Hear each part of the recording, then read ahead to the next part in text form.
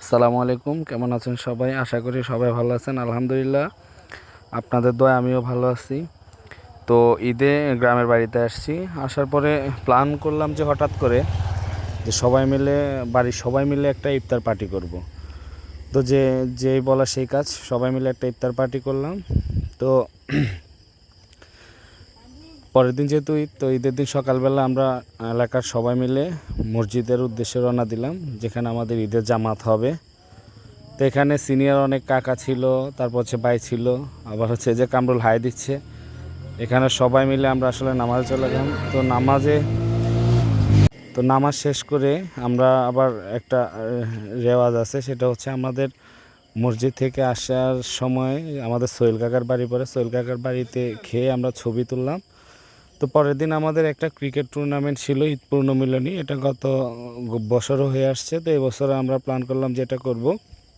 শুরুর আগে আমাদের সিনিয়র যারা আছেন, সোহেল কাকা, ওনারা কথা বলেন। চারিগ্রামে পূর্ব চারিগ্রাম বলবো নাকি আমরা পূর্ব চারিগ্রামের ঈদ পুনর্মিলনী আজকের এই অনুষ্ঠানে ক্রিকেট ম্যাচ উপলক্ষে আমরা সবাই একত্রিত হয়েছি। আমাদের উদ্যোগটি শুরু হয়েছে আরো বছর দুই আগে থেকে। আসেন সবাইকে ধন্যবাদ। চারিগ্রাম যুব সমাজের উদ্যোগে ঈদ পুনর্মিলনী প্রীতি ক্রিকেট টুর্নামেন্টে আসলে আপনাদের উদ্যোগটা দেখে আমাকে খুবই খুশি লাগতেছে। আমি যেহেতু এখানে না, আমি কিন্তু বিদেশি। এই যে আপনার আসসালামু আলাইকুম রাহমাতুল্লাহ। খেলা আসলে সবসময় ভালো, যদি খেলাটা ওইরকম সুন্দর হয়। তো যুব সমাজকে মাদকাসক্ত থেকে রক্ষার জন্য খেলাটা অনেক গুরুত্বপূর্ণ। খেলা থাকলে, খেলা যদি সে ঠিকমতো খেলে, তার শরীর ফিটনেস থাকে, মানে বন্ধু বান্ধবের সাথে যোগাযোগ ভালো থাকে।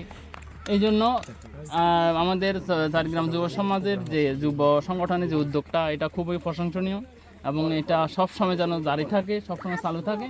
আর সবার সুস্বাস্থ্য এবং কল্যাণ কামনা করে আমি এখানে শেষ করলাম। আসসালামু আলাইকুম রহমতুল্লাহ।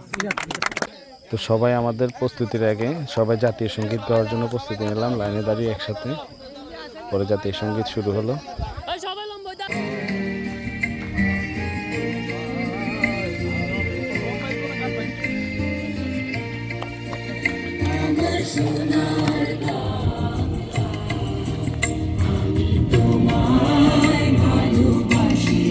জাতীয় সঙ্গীত শেষে আরাফাত বলতে সবাই দাঁড়ান, ও বাজি নিয়ে আসছে, কেউ খেয়াল করে নাই। তো সবাই বাজি, মাঠের উদ্বোধনী অনুষ্ঠান শুরু করলো ক্রিকেট ম্যাচে।